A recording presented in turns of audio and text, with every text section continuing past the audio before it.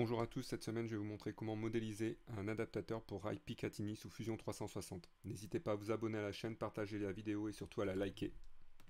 Notre rail Picatinny femelle avec 3 mâles.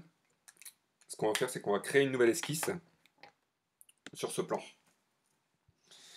Et je vais partir du croisement de mes axes ici. Donc moi j'ai pris les mesures, j'ai fait avec des mesures approximatives. Libre à vous de reprendre les mesures sur votre rail Picatinny en fonction de ce que vous avez besoin. Donc là, moi je suis parti sur 11. Donc là on va zoomer.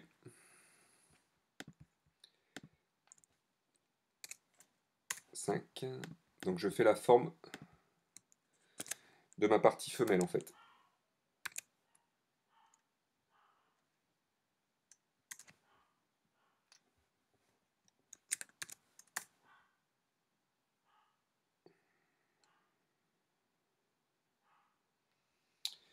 Ici, en hauteur ça fait 14,4.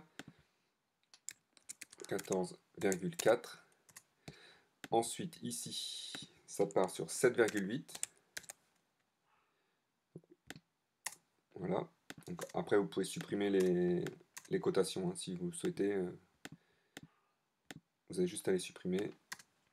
J'en garde quelques-unes à chaque fois pour pouvoir modifier quand c'est important pour moi. Ici, alors, ici je suis sur 5,3, pardon. 5,3. Ici, je suis sur... Alors, décidément, ici je suis sur 4. Donc ici j'ai directement une contrainte de perpendicularité qui s'est installée. Ici je suis sur 2, comme ceci. Et maintenant il me reste juste à faire mon arc de créer avec un cercle. Pardon. Donc un cercle.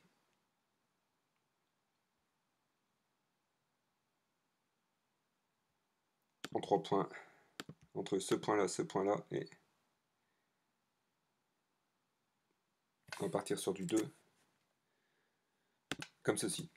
Maintenant l'outil T va me permettre de supprimer les traits qui ne me servent à rien. Donc voilà. Et ici peut-être... non. Ici je supprime, c'est mes traits de construction, donc je supprime mes traits de cotation. Maintenant, une fois que vous avez fait votre pièce comme ceci, donc là, c'est vraiment un truc rapide, vous allez utiliser l'outil symétrie. Vous allez sélectionner les parties que vous voulez utiliser dans votre symétrie, donc ça sera les 8 parties ici, et mon axe de symétrie, c'est cette partie-là. Ok. La ligne du milieu, je la supprime, j'aurais très bien pu la passer en ligne de construction, j'ai fait le choix de la laisser comme ceci. Donc ça, c'est ma partie femelle. Autour de cette partie femelle, il va falloir que je vienne mettre forcément créer une partie mâle. Donc, ce que je vais faire, c'est que ici, je vais venir, donc, comme ceci. Là, vous mettez la dimension forcément la moins, comme ceci. On va dire qu'il faut 30.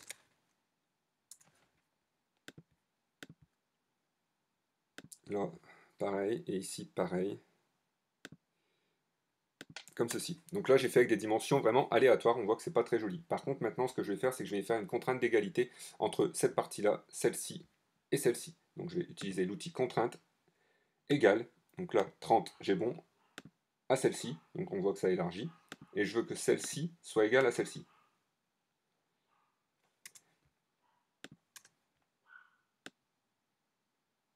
Alors je reviens en arrière. Maintenant, on voit que mes deux traits ici, ce trait-là s'est déplacé. On peut utiliser encore l'outil contrainte, qui va être la contrainte de collinéaire entre celle-ci et celle-ci. Maintenant, je peux tracer une ligne ici, un type de ligne, une ligne de construction, et je peux lui demander une contrainte d'égalité ou de milieu, ici, par rapport à ça. Là, on se retrouve dans ce fait-là avec une pièce qui est vraiment centrée. Donc après, c'est libre à vous de la construire comme vous le souhaitez. Moi, je vous montre un petit peu avec les contraintes ce qu'on peut faire. Donc je sais que mes 3 parties ici sont égales. Je sais qu'ici, ben, c'est en son milieu par rapport à mon axe ici qui est en bas. Je sais que ça va être parallèle à ça. Ici, c'est collinéaire. Et maintenant, on peut enfin travailler. Maintenant, ce qu'on va faire, c'est on va répercuter ma partie femelle. Ma partie femelle, ici, je vais la transformer en partie mâle pour venir la mettre sur chacune des arêtes. Maintenant, une fois que vous avez fait ceci, ce qu'on va faire, c'est qu'on va déplacer cette forme ici. On va la copier, on va la déplacer pour venir la mettre ici en haut. Donc, je vais je vais modifier et je vais faire un déplacer-copier. Je sélectionne les parties qui m'intéressent, donc comme ceci. Je viens ajouter les 2 parties que je n'ai pas sélectionnées. Et ici, je viens faire créer une copie. Surtout, n'oubliez pas de créer une copie, c'est ce qui va vous permettre de déplacer votre objet sans être embêté. Maintenant, ici, on va essayer de zoomer un petit peu parce que je voudrais... Alors...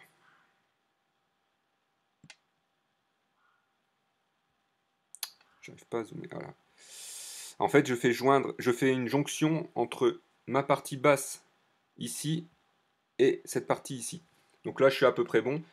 C'est vraiment quelque chose que je fais à main levée pour vous expliquer le processus de comment faire votre adaptateur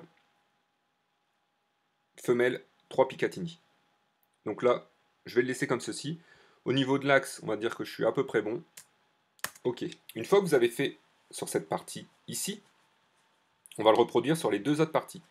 Donc pour ce faire, de la même façon, déplacer, copier, je sélectionne les parties qui m'intéressent, j'ajoute les 2 parties ici parce que j'en ai même pas besoin, en fait, je les ajoute même pas. Je fais créer une copie. Ici, vous l'orientez à votre guise, comme ceci. Maintenant, vous venez ici,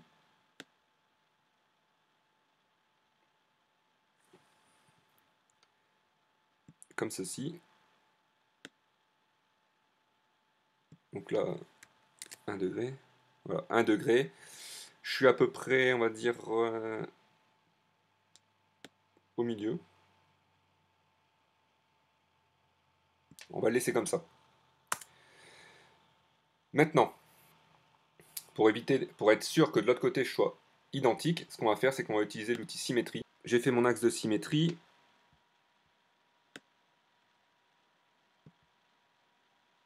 Ok.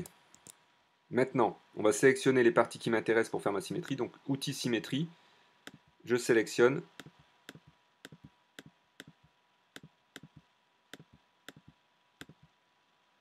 Comme ceci. L'axe de symétrie, c'est celui-ci. Ok. Voilà, automatiquement, c'est reporté de l'autre côté. Néanmoins, il y a un petit problème. C'est que ma forme ne doit pas être fermée. Voilà, ici, on va tricher, on va venir la fermer.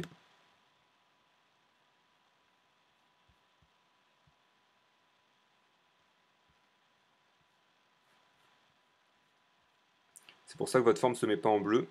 Ici, c'est pareil. Voilà. Normalement, voilà. Là, elle est fermée, elle se met en bleu. Donc, il faut tricher un tout petit peu. Encore une fois, moi, je vous montre le principe. Après, ce sera à vous de vous adapter avec vos dimensions et je pense que ça le fera sans aucun souci. Mais si jamais vous voyez que votre forme n'est pas bleutée sur le fond, ça veut dire que votre forme n'est pas formée. Ça veut dire qu'on ne peut pas l'extruder. Donc là, maintenant, ma pièce est pratiquement terminée. Si ce n'est que là, étant donné que c'est un femelle, il faudra ici venir faire une petite languette pour la bloquer. Donc, je rajoute. On va partir sur du 2 mm. Ici, on va partir sur 16. Donc, j'ai fait une erreur. Ici, j'enlève le mode de construction. Je sélectionne. J'enlève le mode construction. Pareil pour cette partie. Ici.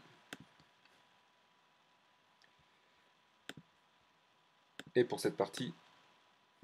Ici. Donc, une fois que j'ai fait ça, ici, je viens la fermer. Donc, ici, je viens sur un... Peu importe la taille, je viens sur un nombre de 90. Et je fais attention parce que je suis encore en construction. Donc maintenant, pour bloquer de l'autre côté, ce qu'on va faire la même chose que tout à l'heure. On va utiliser l'outil symétrie de ces 3 parties ici, comme ceci. Mon axe, c'est celui-ci. et la touche OK. Maintenant, alors on pourrait, si on veut, avec le touche T, supprimer toutes les lignes qui ne nous servent pas dans notre projet. Voilà, donc celle-ci, celle-ci, celle-ci,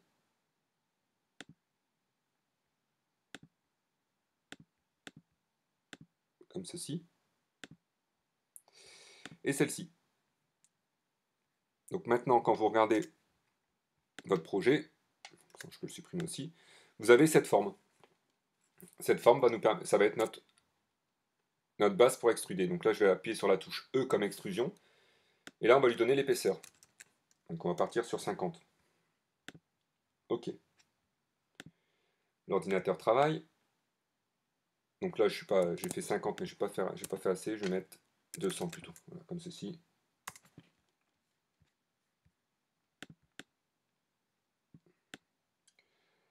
Donc j'ai mon rail qui est fait, mon rail femelle ici, et mes 3 rails mâles par-dessus. Maintenant, ce qu'on va faire, c'est que, vous voyez, vous pouvez mettre dessus, mais il n'y a pas les petites encoches qui sont bien sur le rail qui existent sur le rail Picatinny. Donc ce qu'on va faire, c'est qu'on va travailler sur une des faces. Une des faces ici, sur une des 3 faces. Je vous montre pour une, comme ceci. Ici, il faudra que vous déterminiez, alors, on est au-dessus, il faudra déterminer l'épaisseur des encoches. Donc moi, j'en ai strictement aucune idée. Donc, on va dire que ça fait 10, et que tous les 10 mm, j'ai une épaisseur de 5 qui s'évide. D'accord? Donc ça veut dire que cette partie ici, je vais devoir la supprimer. Donc comment vais-je faire? Donc je vais tracer mes diagonales, comme ça me donne un petit repère. Je vais créer un rectangle par le centre, ici. Donc la longueur, je fais pour que ça dépasse, vous voyez, les parties ici, donc là. Donc l'épaisseur, c'est du 5 mm.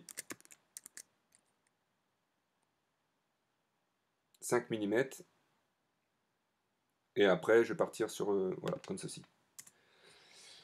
Maintenant, la touche E. Bon, je vais supprimer la touche T, pardon, échappe. La touche T va me permettre de supprimer toutes ces lignes que j'ai créées qui ne me servent à rien. Comme ceci.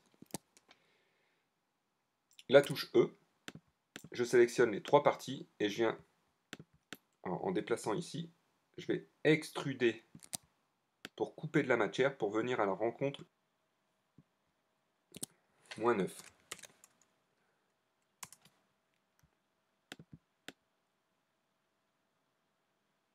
Comme ceci. Une fois que j'ai fait cette modélisation de cette partie-là, je vais utiliser un outil très intéressant sous Fusion 360, c'est le réseau rectangulaire. Donc le réseau rectangulaire, comment ça se présente?